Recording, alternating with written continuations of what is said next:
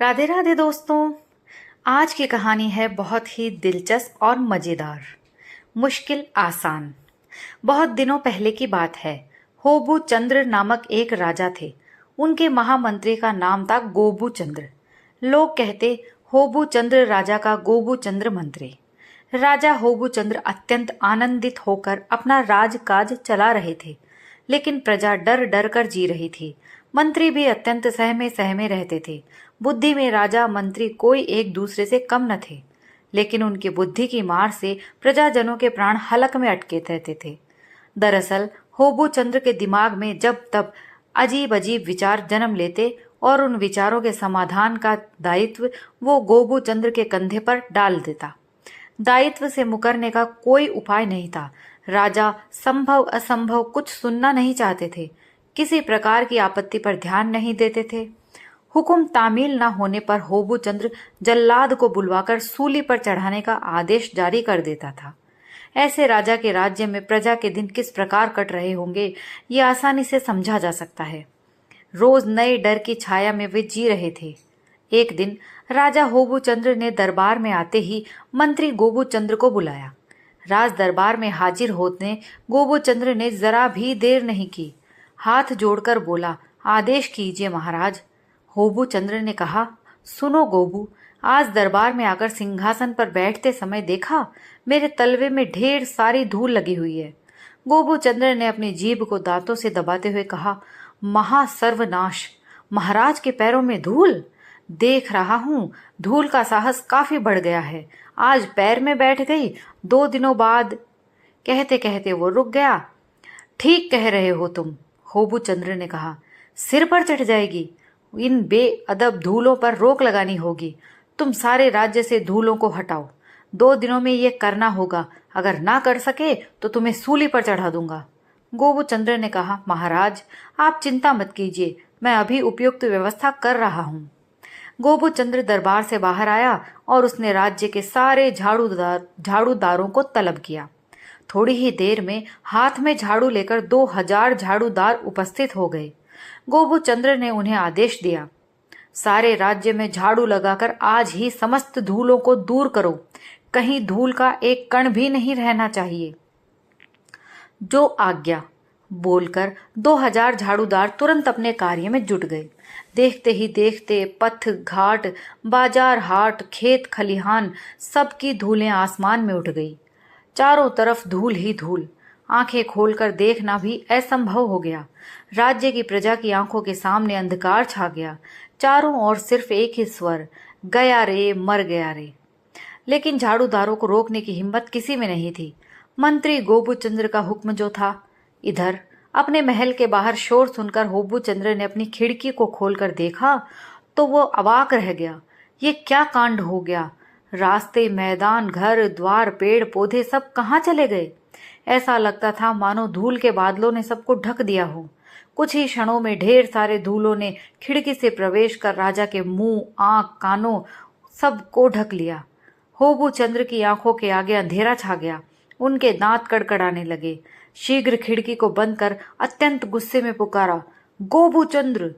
गोबू चंद्र दौड़ा आया और हाथ जोड़कर बोला, आदेश कीजिए प्रभु। जोर से गरजते हुए होबू चंद्र ने कहा, तुम्हारे प्रभु की ऐसी की तैसी, ये सब क्या शुरू किया है तुमने? तुम क्या अंधे हो गए हो? धूलों के गुबार में सब ढक गया है। सब झाड़ूदारों को जल्दी से रोको। गोबू चंद्र ने कहा, तब धूलों का क्या करना होगा महाराज? होबू चंद्र ने कहा, धूल हटाने का उपाय तुम करो। सारे राज्य की प्रजा में इस धूल के कारण हाहाकार मचा हुआ है। गोबू चंद्र ने कहा, ठीक है महाराज, कोई दूसरा उपाय करता हूँ।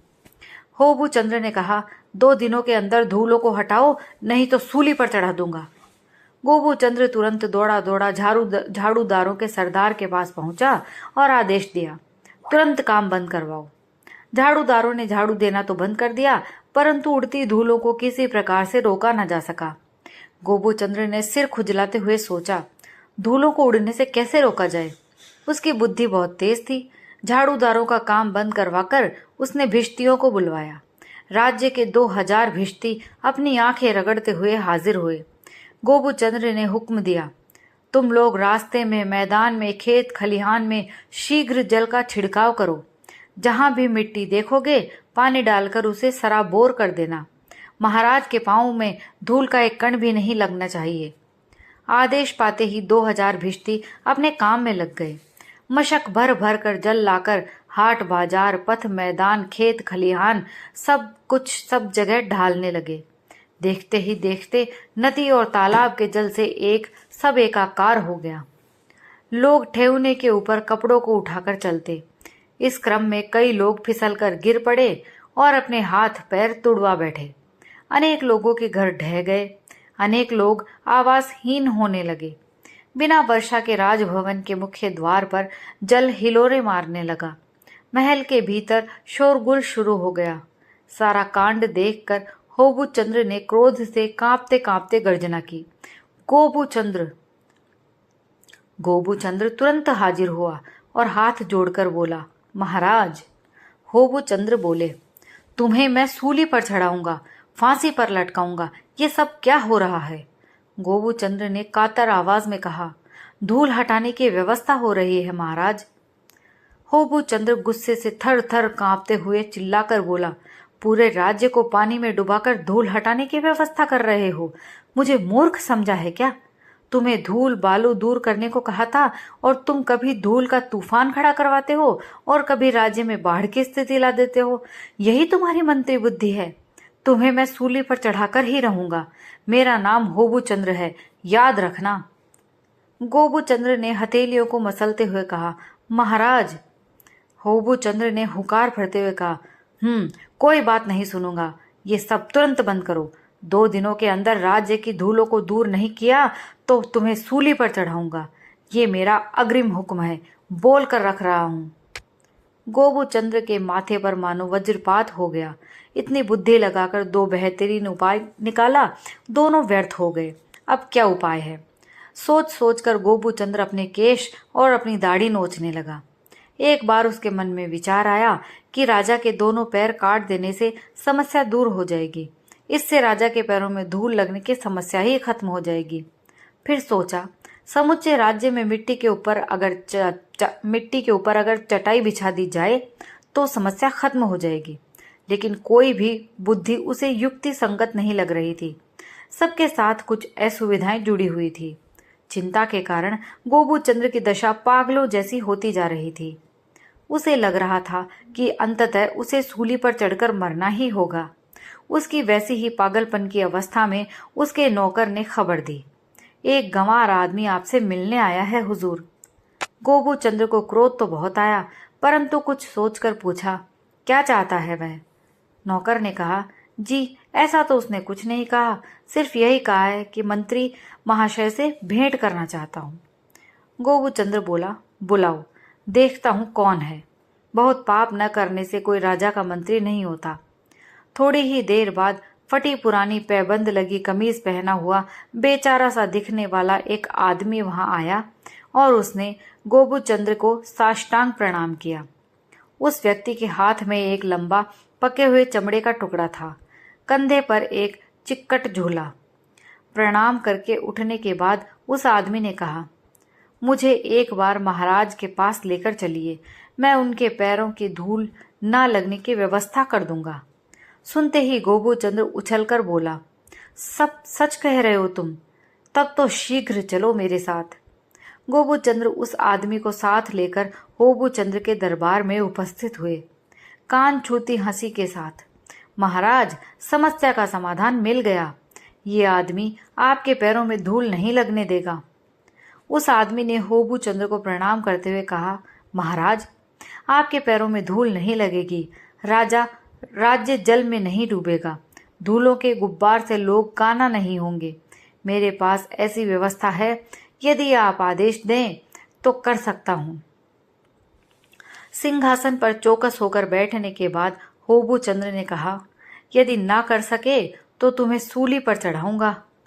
उस आदमी ने हंसकर कहा, जितनी बार आपकी इच्छा हो। अब कृपया अपने दोनों पैर आगे कीजिए। होबू चंद्र ने अवाक होकर दोनों पैर आगे कर दिए उस आदमी ने जमीन पर बैठकर अपने झोले से हथौड़ी, रोपी, छुरी, कांटी, सुई, धागा निकाला।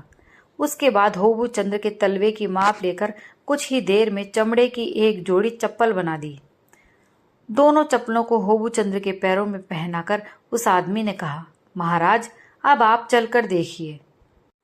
राजा होबू चंद्र तुरंत सारे दरबार में घर के बाहर बरामदे में चहलकदमी करने लगे। बार बार पैर उठाकर देखते, नहीं, पैर में कहीं धूल नहीं लगी है। अंदर आकर होबू चंद्र अत्यंत प्रसन्न होकर बोले, बहुत अच्छी चीज बनाई है तुमने। तुम्हारी बुद्धि अत्यंत तीव्र है। तुम ही मेरे मंत्री बनने के योग्य हो। मंत्री ने कहा। पद को हाथ से जाते देख गोबू चंद्र ने तुरंत महाराज के कान में कहा, ये बुद्धि तो मेरे मन में थी। यह आदमी निश्चय कोई जादू जानता है, अन्यथा इसे कैसे पता चला। होबू चंद्र ने आंखें तरेर कर गोबू चंद्र को देखा और कहा, सारे राज्य में घोषणा करवा दो कि अब से सबको चमड़े की चप्पल पहननी होगी। जो मेरा आदेश नहीं मानेगा उसे सूली पर चढ़ा दिया जाएगा और कल से तुम चमड़े की चप्पल पहनकर राज्यसभा में आओगे। गोबू चंद्र ने कहा, आपका आदेश शिरोधार्य महाराज। दोस्तों, कहानी यहीं समाप्त होती है। अगर आपको कहानी पसंद आई हो तो प्लीज़ लाइक, शेयर और सब्सक्राइब कीजिए। कहानी सुनने के लिए आप सभी का बहुत बहुत धन्यवाद।